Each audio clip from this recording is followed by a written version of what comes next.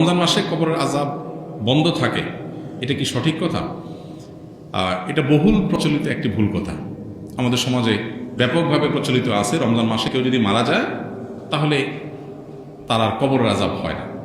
আল্লাহ তাআলা আমাদের সবাইকে কবরের আযাব থেকে হেফাজতে রাখুন। কবরের আযাব থেকে বাঁচার জন্য হাদিস সম্মত কিছু আমল আছে, যেমন সূরা মুলক রাতে তেলাওয়াত করলে কবরের ফিতনা থেকে আল্লাহ তাআলা রক্ষা করেন। পুরো রাতের ভিতরে কেউ সূরা মুলক পড়ে, নিয়মিত অভ্যাস আছে, মাঝে মাঝে ছুটতেই পারে, এই আমলটা যদি কেউ করে নিয়মিত, ইনশাআল্লাহ আল্লাহ তাআলা তাকে কবরের ফিতনা থেকে রক্ষা করবেন, হাদিসে সাব্যস্ত আছে। নাম্বার 2, নবী করিম সাল্লাল্লাহু আলাইহি ওয়াসাল্লাম শেষ বৈঠকে আত্তাহিয়াতু এবং দুরুদের পর দোয়া মাসুরার যখন পড়ি আমরা, তখন তিনি 4টা বিষয় থেকে পানা চাইতেন। এটা দোয়া মাসুরার জায়গাতে আল্লাহুম্মা ইন্নী যালামতু নাফসি পড়েন, পাশাপাশি এটা অথবা কখনো এটার বদলে এটা আপনি পড়তে পারেন। দোয়াটা হলো আল্লাহুম্মা ইন্নী আউযু বিকা মিন আযাবি জাহান্নাম ওয়া মিন আযাবিল কবর ওয়া আউযু বিকা মিন ফিতনাতিল মাহইয়া ওয়াল মামাত ওয়া আউযু বিকা মিন শাররি ফিতনাতিল মাসিহিদ দাজ্জাল।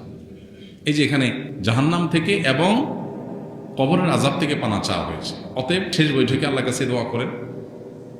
আর বিশেষ করে কবরের আযাব যেসব বিষয়ে হয়, যেমন চগলখুরি করে বেড়ানো, পেশাব থেকে ভালো করে পবিত্র না হওয়া, এগুলো কবরের আযাবের সুনির্দিষ্ট কারণ হাদিসে এগুলোকে চিহ্নিত করা হয়েছে। অতএব এগুলোর পরে সতর্ক থাকা, এগুলো থেকে বেঁচে থাকার চেষ্টা করা, ইনশাআল্লাহ এই প্রক্রিয়ার মধ্য দিয়ে আমরা কবরের আযাব থেকে আল্লাহর কাছে পানা চাইতে পারি।